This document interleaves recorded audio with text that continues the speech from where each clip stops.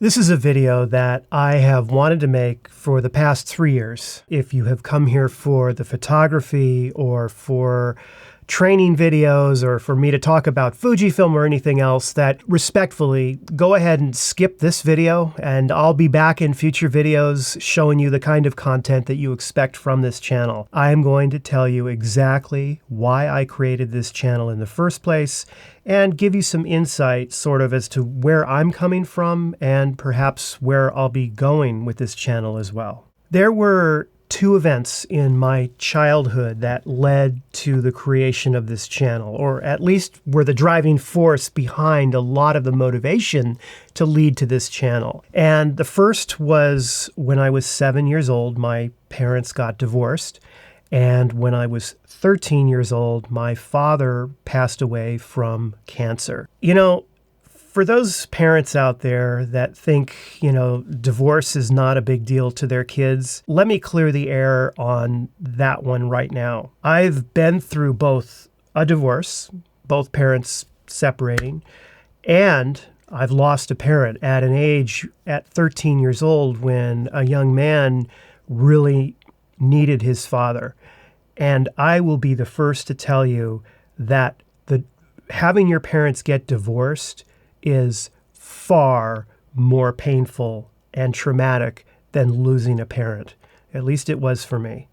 And that's because in the back of my mind, when I was 7, I always felt that it was my fault that my parents got divorced, that my father moved out. I always felt it was my fault. And that guilt kind of turned me into an introvert and turned me into someone that didn't have a lot of friends. And that molded and shaped who I became. And as I started to grow older and hit my teens, I discovered computers and tech. And at that time, nobody had computers. I mean, they were brand new. I had a Radio Shack TRS-80 Model 1, Level 1 computer when I was 12 years old. And I started learning to program on it and to use it. And I thought it was the coolest thing I had ever seen. I had been living with my mom for a number of years since the divorce. And suddenly my dad wanted me to live with him. He missed me. He wanted me to try out with him. So I moved in with him.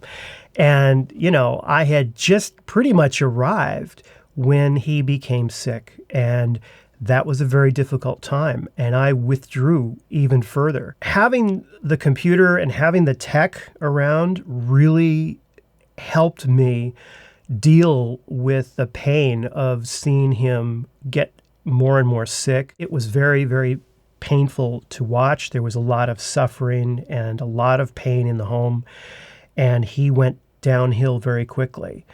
And during this time, he was producing a huge TV show for ABC television called Fridays.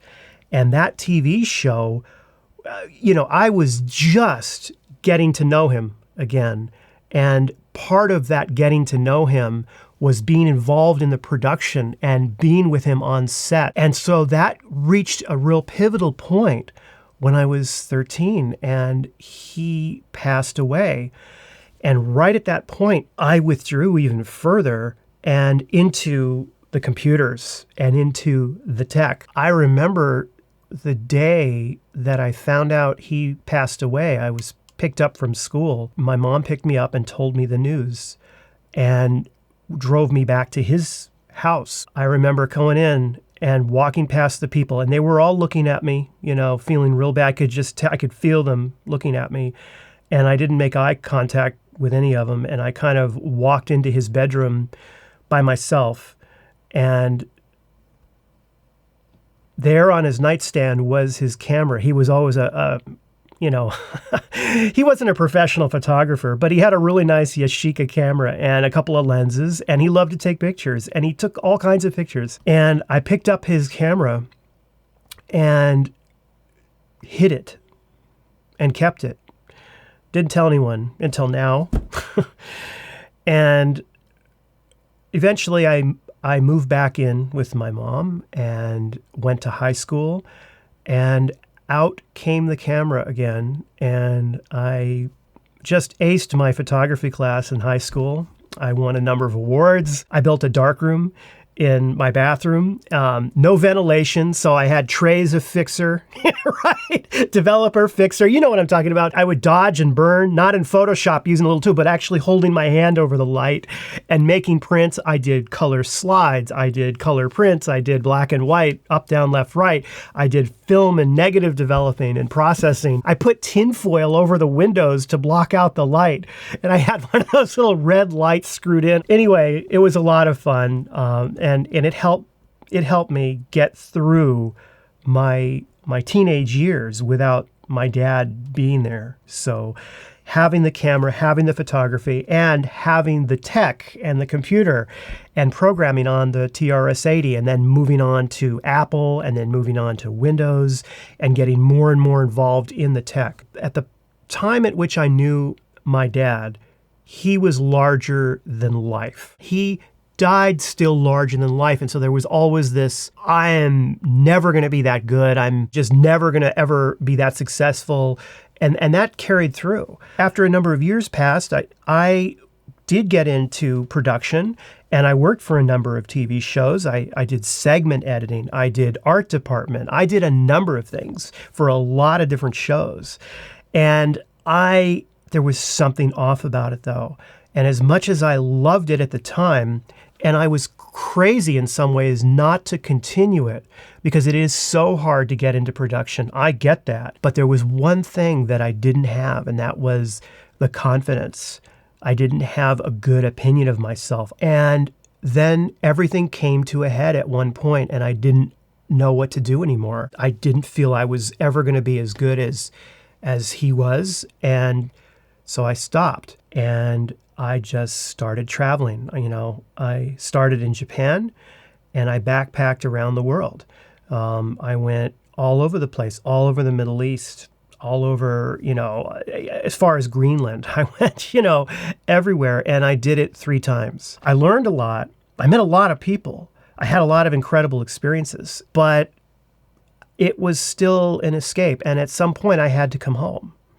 And so I came home, and my dad's camera gear, all of it, the camera, the lenses, were stolen right out of my apartment in Santa Monica one day.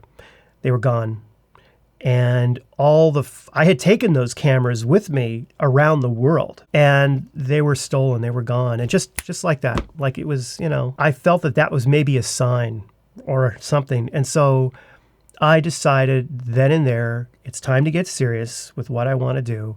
And I have a real good knack for tech, so I went into tech for a long time. This was at a time in tech when the web was really becoming popular, and I was able to build websites, and I was getting paid very well to do it.